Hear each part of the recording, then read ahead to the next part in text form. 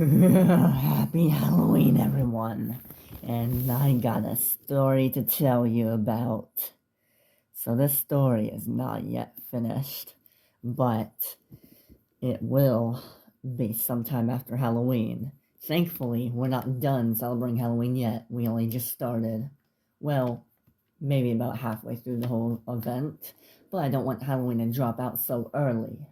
So, throughout the first half of November, we will still be showing off Halloween related content. But for now, let's get on to the story that I've created. It's only a few pages long, but it'll be finished eventually.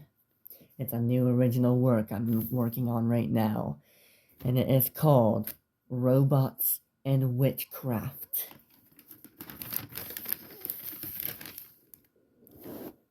It was a rainy late afternoon. A singular military jeep with a crew of 4 drove down the rainy country road in the middle of the woods. The jeep drove on for a while, passing occasional farmland and old dilapidated houses beyond disrepair. No one has lived there in years. The men in all camo and military gear began to slow down as they approached a sudden thinning in the road. The road up ahead was just barely wide enough for any vehicle to drive on, leaving absolutely no room for 2 cars to pass each other, unlike the rest of the road behind them, which could fit 2 cars passing each other at once.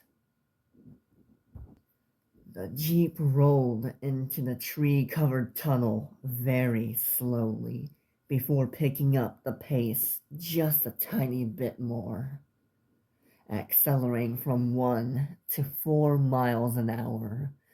The farther into the woods they got, the gloomier the sky was. Just seeing the darker road ahead of you felt like you weren't supposed to be there, like it was trespassing on private property. So, they've been driving on this thin road for a long while, about half an hour at that, and they started to see the thin walls of trees either side of them start to open up and split away to reveal a big grass field surrounded by a large ring of trees. But what was in that field is where all the attention went. A massive ruins of a long abandoned skyship was slowly rusting and starting to get overtaken by the moss.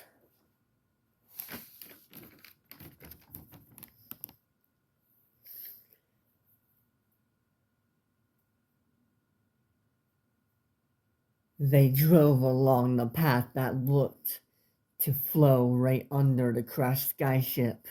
There was a large torn-out hole conveniently surrounding that part of the road, like an intentionally built tunnel. The men stared up at the ruins in awe as the massive metal behemoth asserted its dominance and size above them. They drove through and under the ship and saw all of the destroyed bridges, control rooms, and electronics. Right, when we stop, you're all gonna have to follow my lead. Big man doesn't got time to babysit you 3, so you tin cans gotta be with me on this safer mission, he calls it. The older driver confidently commanded. The other 3 younger guys nodded before they reached the other side of the destroyed ship. The engine hum of the jeep got lower and faded out. The wheels slowed to a stop, and the dim-lit headlights powered down. Only them stopping there inside the ship was not the plan. What happened? One of the newer force officers asked. Just some battery shut down. Marshal send a chopper out, the driver said, getting out of the armored vehicle. As he opened the hood to check on the battery and engine, he continued, "Go ahead and search the place. The car is fried." The 3 Other less experienced officers left the jeep with automatic rifles and begun to scope around.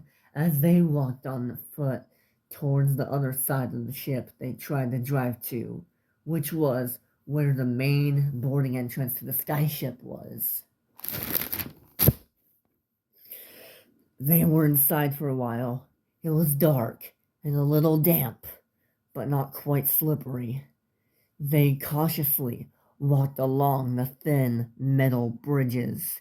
You could see the road and the jeep over 100 feet below and through the metal grated flooring. The driver led the squad with an officer called Reggie right behind them. He was the one who asked what happened to the jeep. And behind Reggie was Jack. And behind Jack was Xavier.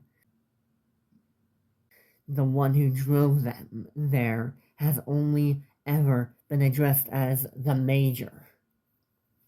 They all come up to a crossroad on the catwalk, where the only one they were on had another catwalk intersecting theirs.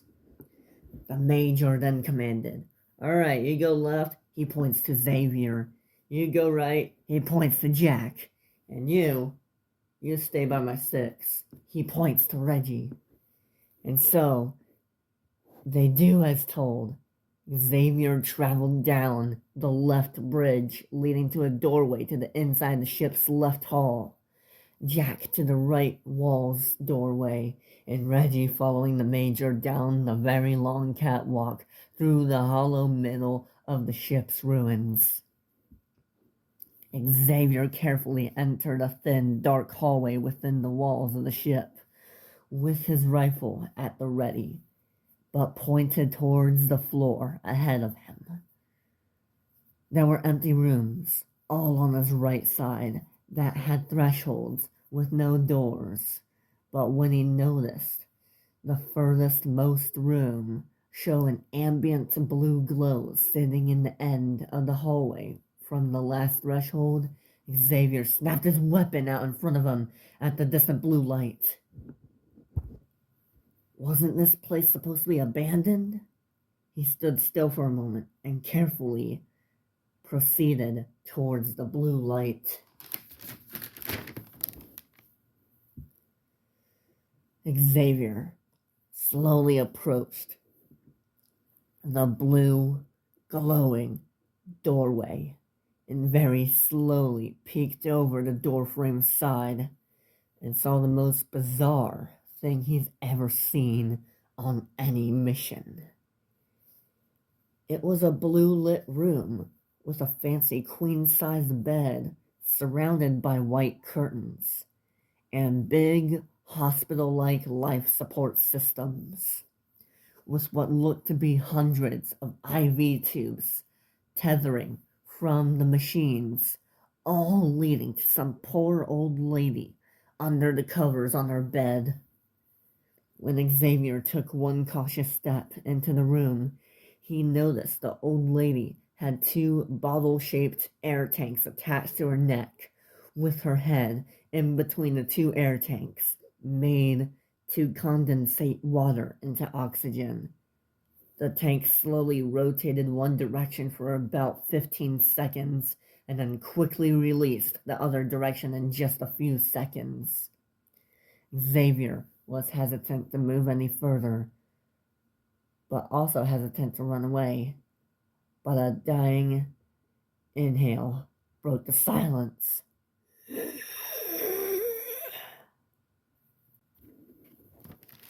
And that is where the story ends. For now. Thank you for listening in. And happy Halloween.